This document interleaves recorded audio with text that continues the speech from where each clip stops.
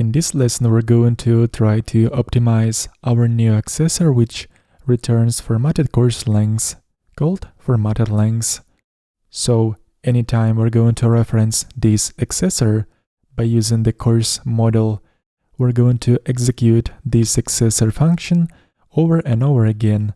And just because this callback contains the following expression, which calculates the total amount of seconds of every lesson of the course, it is going to reach out to database. So every time we're gonna call this accessor, we're going to make a call into the database, which might not be the most optimal way of using this accessor. And just to prove it to you, I'm going to uncomment that statement inside app service provider, which prints out all SQL queries executed. And after this, in a tinker, if we're going to fetch the course from the database and then reference formattedLength accessor, sure enough, we're going to get SQL statement printed, which calculates total amount of seconds of every lesson of the current course. And this is going to be calculated every time we're going to use formattedLength accessor. As you can see, this SQL statement is printed once again the moment I have used this accessor second time.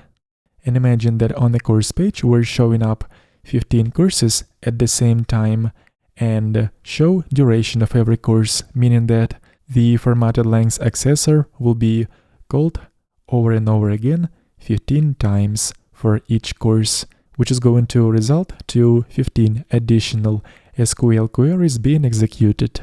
So it would be great to have a way to calculate those total amount of seconds of every lesson for each course upfront. And thankfully there is a way. Let's go back to the course controller inside the index method. This method is being called when we open up the page with a list of courses. And here, when we are constructing the query to the database to fetch the list of courses, I'm going to add one more method call with a name withSum. As the first argument, it takes the name of the relationship. In our case, it will be lessons, because we are about to calculate the sum of values of the particular column on the related model. In our case, the related model is lesson. Please note that this relationship name has to be the same as the name of the method that we have used when defining this lessons relationship on the course model. As you can see here, the method is also called lessons. And after this, to tell which column has to be used to calculate the sum of values, we're specifying the second argument with the column name on the related table. In our case, the column name will be length. And this way, while fetching courses from the database, it is also going to calculate the total amount of seconds of every lesson for each course at the same time, without actually making any additional SQL calls after we'll fetch all the courses from the database. And now let's see how this is going to work in the tinker.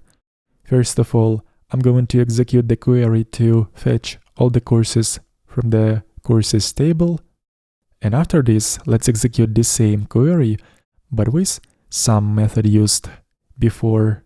So right here, I'm going to specify the same arguments we have just used in the controller method, lessons and length.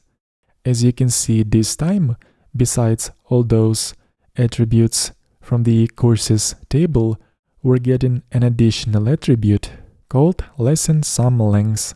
And that is because by adding that method call withSum, our SQL query has been modified and the following part has been added to calculate total amount of seconds of every lesson that belong to a particular course. There is also a way to rename the column used to store the total amount of seconds. We can simply add S followed by new column name. And there we go. Now the total amount of seconds is stored under the length property. So let's just do the same in our controller and rename the column to be called length. And now all we have to do to avoid executing additional SQL query to get the total amount of seconds of every lesson, we can simply use our additional column that we have on the course model called length. And this extra column will be initially prefilled with calculated total amount of seconds. So let's check on the courses page if the duration of every course is still shown properly. As you can see, it is. Now let's get back to the course controller and take a look at another thing.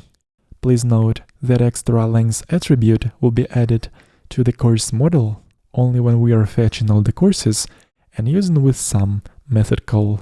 But if we will not do it, like in this case, we are fetching only the first course from the database without specifying any additional method calls. In this case, the length attribute will not exist on the course model, and therefore when referencing formattedLength accessor, we're going to get an empty string. So for those cases when the length attribute will not exist on the course model, we're going to add the following expression, and in the case length will be null, we'll have to make additional call to the database to calculate the total amount of seconds of each lesson for the current course. And now we are good, and our accessor formattedLength will be always returning formatted duration. Let's try it out. Let's fetch the first course from the database.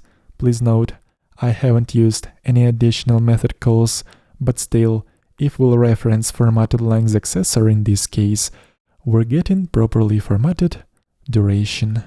Let's check it out one more time. On another course model, we're getting different formatted string, so it works as expected. And on the course page, we see that every course block properly shows course duration.